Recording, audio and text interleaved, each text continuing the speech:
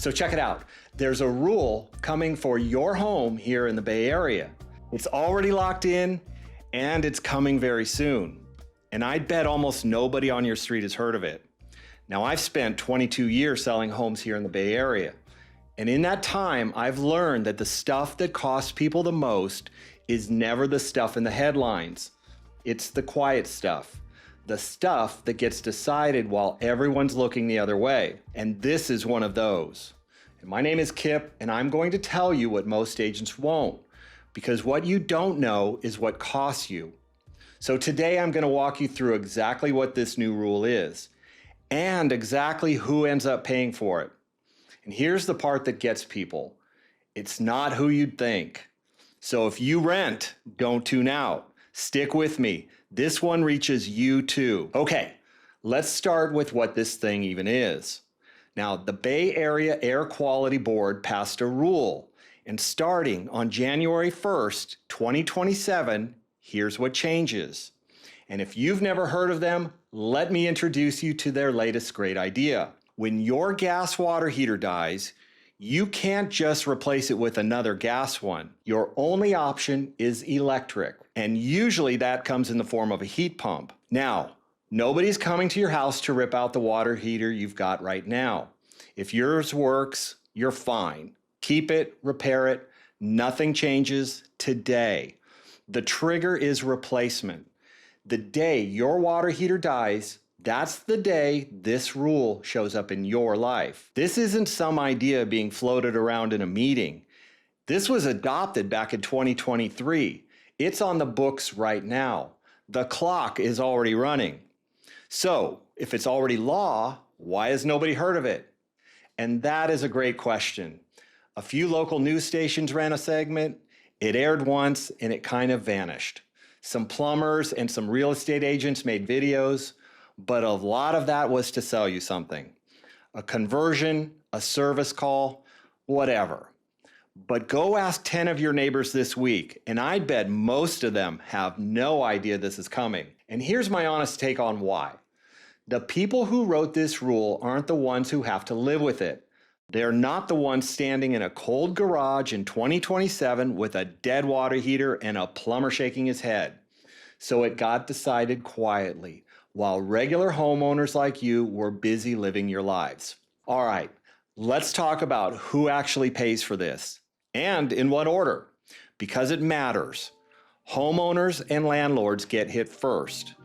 Now, if swapping a gas water heater for an electric one sounds simple, it isn't.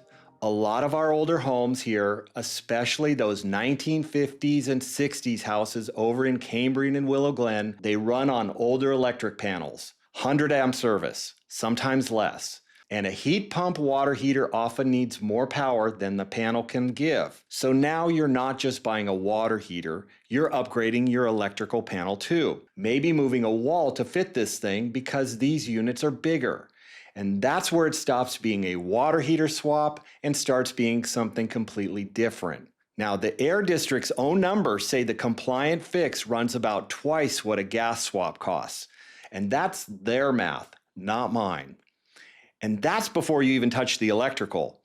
So once you're upgrading a panel and reworking the space, this goes from a few $1,000s to the price of a used car really quick.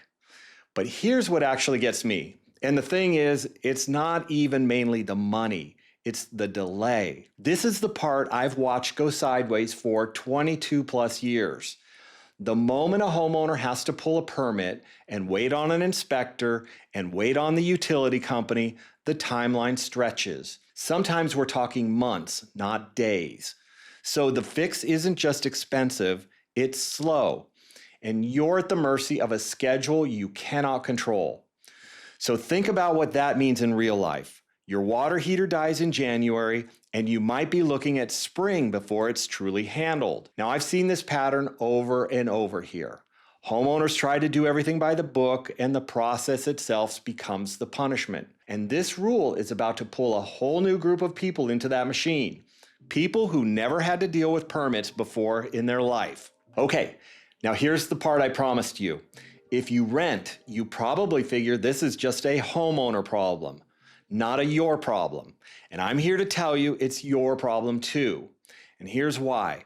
When a rental's water heater dies after this rule kicks in, the landlord is legally required to get hot water back fast. And under California law, a home with no hot water isn't considered livable. That's the standard. So the landlord has to move quick. But we just said the compliant fix can take months if the panel needs work. So do you see the problem? The law says days, the actual job says months.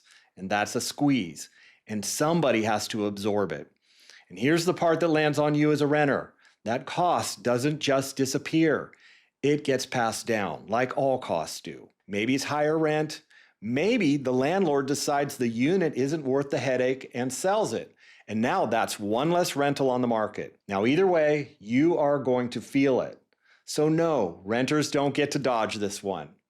And that's why this rule reaches almost everybody, not just the people who own. And guess what? There's one more group that this touches. Sellers. People who are thinking about selling their home in the next couple years. This rule is now something you have to disclose to a buyer.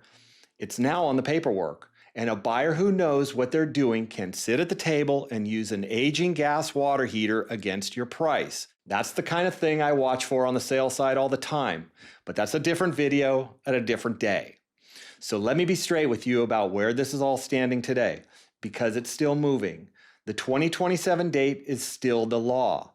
But some folks on the same board that passed this are now scrambling to soften it. They're finalizing exemptions right now this year for lower income households, for homes that physically can't fit the equipment or can't handle the electrical.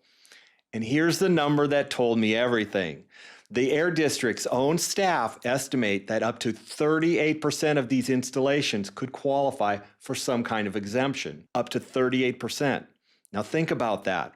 When the people who wrote the rule build an escape hatch for nearly 4 out of every 10 homes, that's telling you something.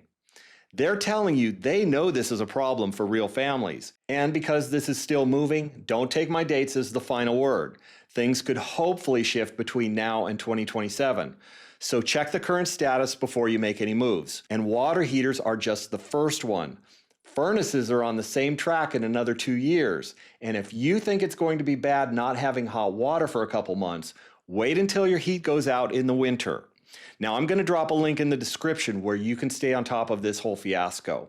So let's bring this home. There's a rule most people never heard of. It's already locked in. Now, it hits homeowners first, then your landlords, then the renters. And almost nobody warned you about any of it. So look, you didn't come here today to be sold anything. You came to understand what's coming. And now you do. You know more about this than most of the homeowners in the Bay Area. And that's the whole point of this channel. I break down the stuff that actually affects your home before it catches you off guard. So if you own a place here in San Jose, or you're thinking about buying, or if you rent, do me one favor, subscribe. So the next change like this one doesn't sneak up on you either. And I'll see you in the next video. For more home seller content, visit us at kipandtam.com or just call or text us anytime.